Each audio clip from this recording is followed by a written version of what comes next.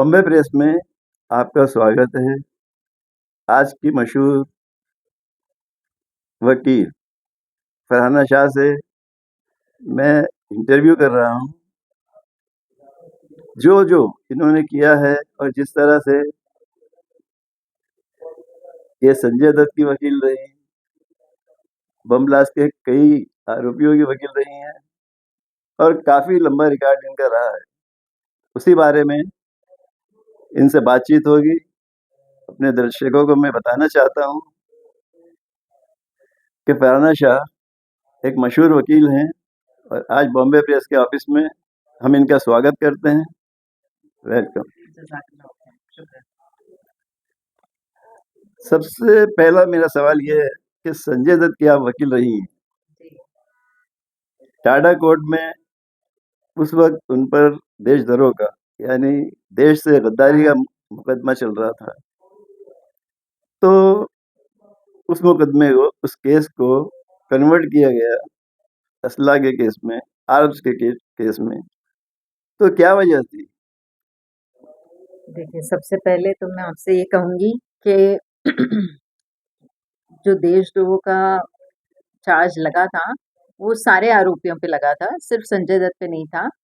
लेकिन जब हम लोगों ने डिस्चार्ज एप्लीकेशन फाइल किया था और उस वक्त हमारे सब आर्ग्यूमेंट्स हुए थे, सारे एक्यूज को लेकर, तो उस वक्त ही सीबीआई ने फिर कंसीड किया था, बिकॉज सीबीआई ने ही कहा था कि हाँ ठीक है, देशद्रोह का चार्ज इन पर नहीं लगेगा, और उसी वक्त वो ड्रॉप हो गया था। That was in the year 1995। तो 10 जनवरी 1995 का ऑर्डर था, जिसमें ऑलरेडी वो देशद्रोह का चार्ज सबके ऊपर से हट गया था।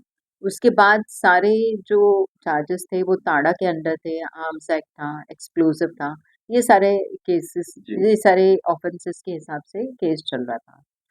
और जहाँ तक संजय दत्त का सवाल है, तो उन पर सिर्फ टाड़ा वगैरह चल रहा था, लेकिन जब पूरा एविडेंस पूरा हो गया और जब फाइनल वर्डिक्ट हुई कन्विक्शन का, तो उस वक्त ये तय हुआ, ऑनरेबल कोर्ट जो हमारे थे, जस्टिस जज पीडी कोटे सर, उन्होंने ये कंक्लूजन लिए कि उनके ऊपर ताड़ा लागू नहीं होता है और उनको सिर्फ कन्विक्शन दिया आर्म्स एक्ट के तहत, बिकॉज ताड़ा का प्रोविजंस जो थे वो उस हद तक उन पर लागू नहीं थे, बिकॉज उन्होंने ऐसा कोई काम नहीं किया था, ऐसा उनका कोई लिंक नहीं था जिसकी वजह से ताड़ा उनके ऊपर ताड़ा के ऑफेंसेस लगे और उनको उन पर कन्विक्शन दिया जाए।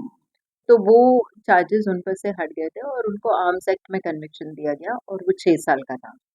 फिर बाद में हमने, मतलब हम लोगों ने अपील फाइल की थी ऑनरेबल सुप्रीम कोर्ट में, बिकॉज ताड़ा के मैटर्स में हम हाई कोर्ट नहीं जा सकते, वो सिर्फ ऑनरेबल सुप्रीम कोर्ट में ही जा सकते हैं।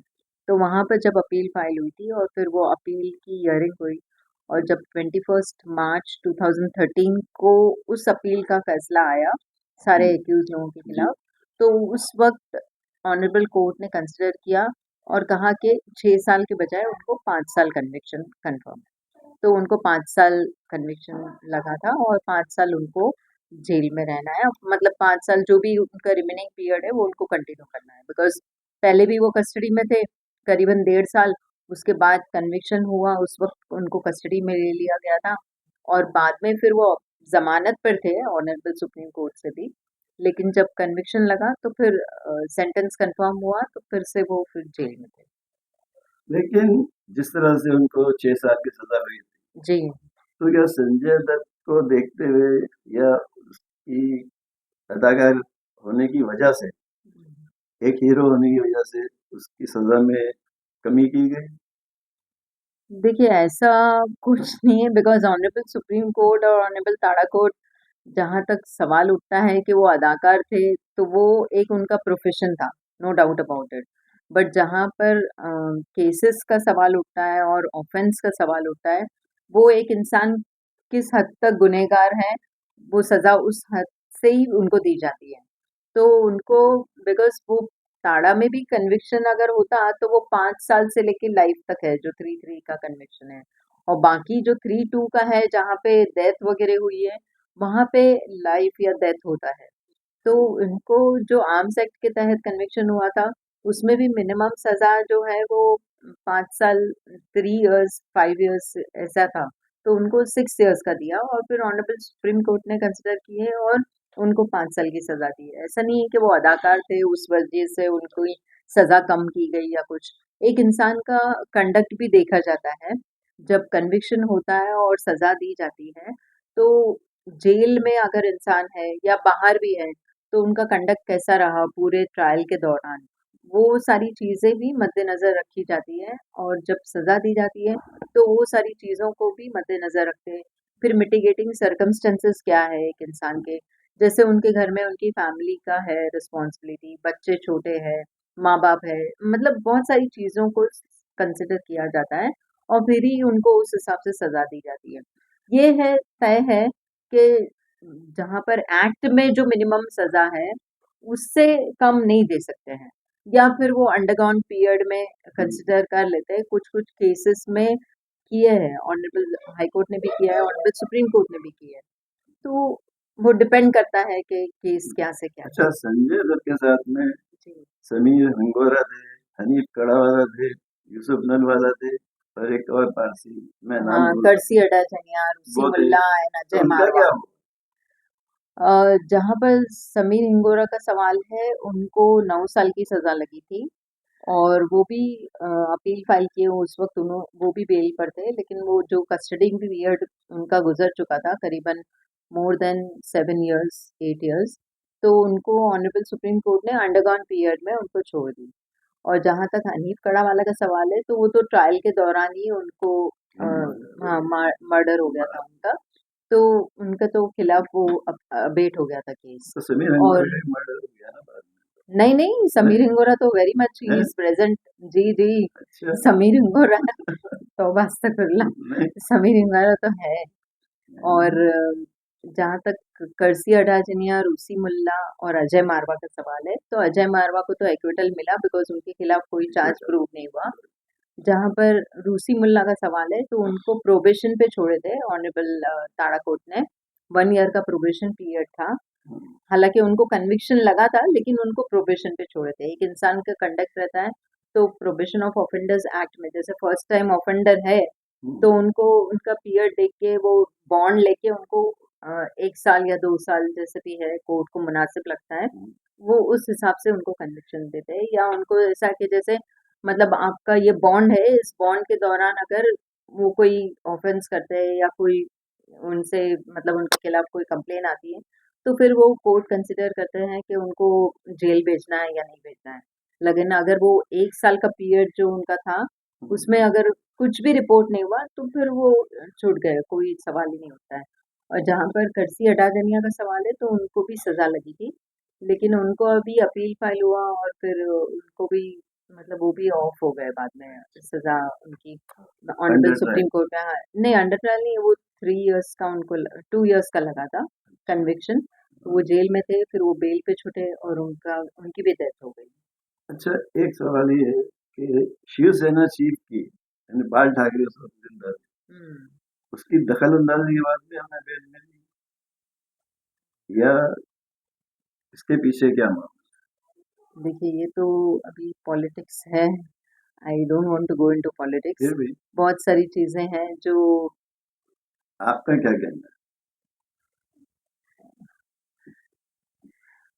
संजय दत्त के फादर सुनील दत्त जी जो थे, ही वाज़ अ जेंटलमैन। है? उन्होंने अपने बेटे के लिए काफ़ी मेहनत की कि उनके बेटे को मतलब किसी तरीके से बेल वग़ैरह मिल जाए या उनको कुछ न कुछ रिहाई मिल जाए। तो यहाँ तक कि उन्होंने अपना पॉलिटिकल करियर हाँ, भी मैंने बहुत ख़त्म कोशिश कर की, लिया।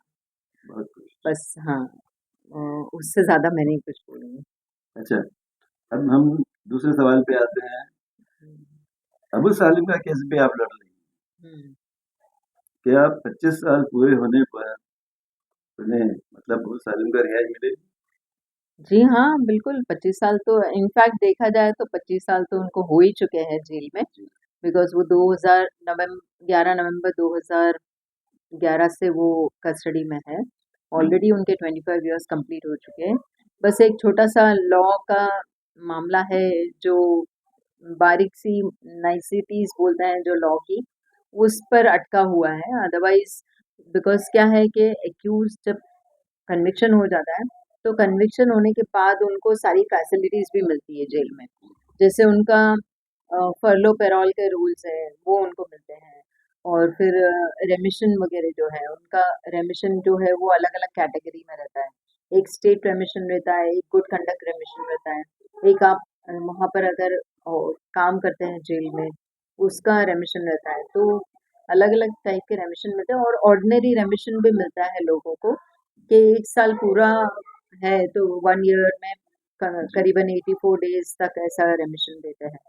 तो ये रेमिशन कंप्लीट होने पर उनका देखा जाए तो वो 25 इयर्स का पीरियड जो है वो कंप्लीट हो चुका है और उनका तो एक्स्ट्राडिशन ट्रीटी के हिसाब से उनको 25 इयर्स ही था, उससे ज़्यादा उनको सज़ा नहीं दे सकते हैं।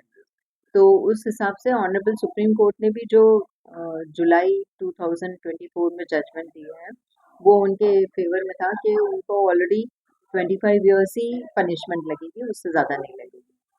तो बस अच्छा, इंशाल्लाह अभी छूट जाना चाहिए। अबू सालिम ने कई बार पुलिस पर ये आरोप लगाया है, इल्ज़ाम लगाया है कि उसे डिटेन हिरासत के दौरान काफ़ी मारा-पीटा गया। सच्चाई क्या है? मारा पीटा गया?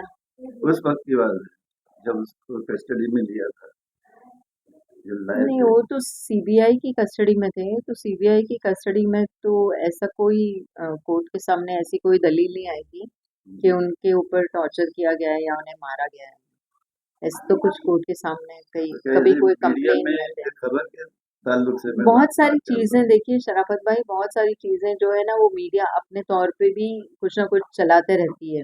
बस उनको ये है कि हमारे जो है टीवी चैनल या हमारा प्रेस का रिपोर्टिंग है, वो हाँ, उनको मतलब पब्लिसिटी मिले और ज़्यादा रेटिंग मिले और टीआरपी मिले, उस हिसाब से वो चलाते रहते हैं। तो आई कांट से वो कुछ ना कुछ किसी ने चलाया होगा। अच्छा, खबर ये थी कि जब लिस्बिन पुर्तगाल से जब लाया गया लिस्बिन से, सीबीआई लेकर आई, तो उस वक़्त अबू सालिम के साथ मोनिका बेदी थी। तो मोनिका बेदी को भी साथ में लाया गया, लेकिन उस पे दूसरे केसेस चलाए गए, या दूसरा एक केस चला पासपोर्ट गया, का केस चला था। पासपोर्ट का केस चला। तो अब वो कहाँ है, या अबू सालिम का कोई ताल्लुक है? मोनिका बेदी तो उसी वक़्त ऑलरेडी उनसे अलग हो चुकी थी और उनका तो पासपोर्ट का केस था वो तो ऑलरेडी ख़त्म हो चुका बिकॉज़ वो ऑलरेडी उसमें रिहा हो चुकी है, उनको छोड़ दिया गया है। अभी उनका कॉन्टैक्ट हमें तो नहीं पता कि कोई कॉन्टैक्ट है या नहीं है। चलिए, बहुत-बहुत शुक्रिया बॉम्बे प्रेस में आने का और सारी बातें बताने का। बहुत-बहुत शुक्रिया। जज़ाकल्लाह खैर, thank you so much. Bombay press को लाइक शेयर एंड सब्सक्राइब कीजिए तेज़ ताज़ा खबरों के लिए।